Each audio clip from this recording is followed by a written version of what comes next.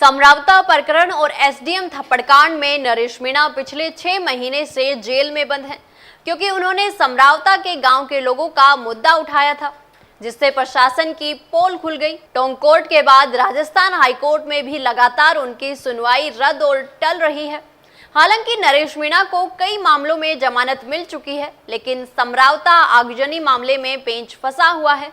29 अप्रैल को नरेश मीणा को टोंक के SC/ST न्यायालय में लाया गया, लेकिन सुनवाई नहीं हुई। आखिरकार सरकार नरेश मीणा को जेल से बाहर क्यों नहीं आने देना चाहती?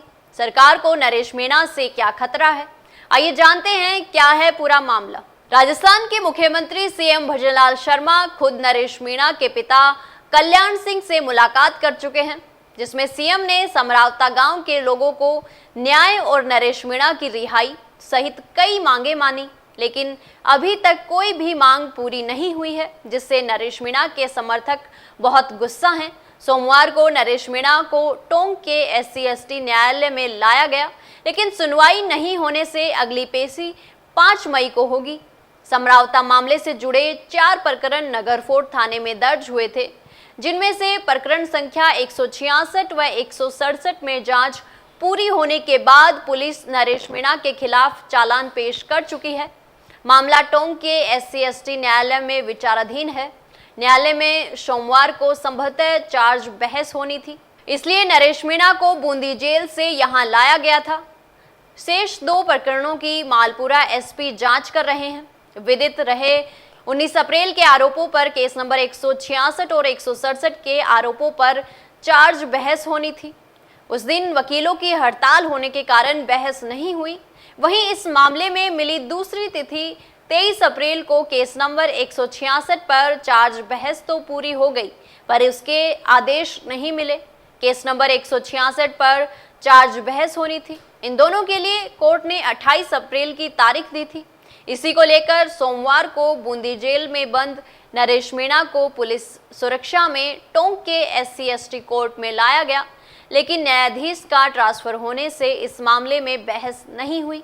अब बहस के लिए 5 मई की तारीख कोर्ट ने दी है। इस दौरान जयपुर हाईकोर्ट के वकील फतेह सिंह मीणा, सरपंच RD गुर्जर सहित नरेश मीणा के समर्थक मौजूद रहे। सूत्रों के मुताबिक बूंदी जेल में नरेश मीणा को 4 अन्य बंदियों के साथ सामान्य बैरक में रखा गया है। वहां उनका व्यवहार सामान्य है। वे अन्य बंदियों से कम ही बात करते हैं। उनके दैनिक भोजन में कोई डिमांड नहीं रखी गई। वे जेल में होने वाली प्रार्थना में भी शामिल होते हैं। देवली उनियारा विधानसभा उपचुनाव के मतदान के दिन 13 नवंबर 2024 को समरावता मतदान केंद्र पर जबरन मतदान कराने के विवाद में नरेश मीणा ने वहां तैनात एरिया मजिस्ट्रेट को थप्पड़ मार दिया था। इसके बाद तनाव बढ़ा और रात को गांव में हिंसा, आगजनी, पथराव और तोड़फोड़ की घटनाएं हुई। भारी जाब्ते के बीच अगले दिन यानी 14 नवंबर को पुलिस ने नरेश मीणा को गिरफ्तार कर लिया था। बाद में न्यायालय ने उसे जेल भेज दिया। तब से 23 मार्च तक नरेश मीणा टोंक जिला जेल में बंद थे। पिछले माह जेल मुख्यालय ने नरेश मीणा को बूंदी जेल भेजने के निर्देश दिए, जिसके बाद उसे बूंदी जेल में शिफ्ट कर दिया गया। इस दौरान नरेश मीणा करीब 128 दिन टोंक जेल में रहे।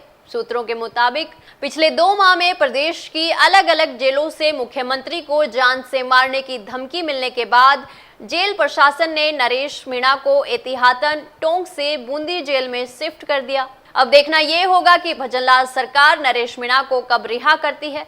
नरेश मीणा की अगली सुनवाई 5 मई को टोंक जेल में होनी है। दोस्तों, जानकारी अच्छी लगी तो वीडियो को लाइक व शेयर करें और चैनल को तुरंत सब्सक्राइब कर लें। धन्यवाद। ऐसे ही और वीडियोस देखने के लिए सब्सक्राइब करें मॉर्निंग न्यूज इंडिया को और जुड़े रहिए हमारे साथ।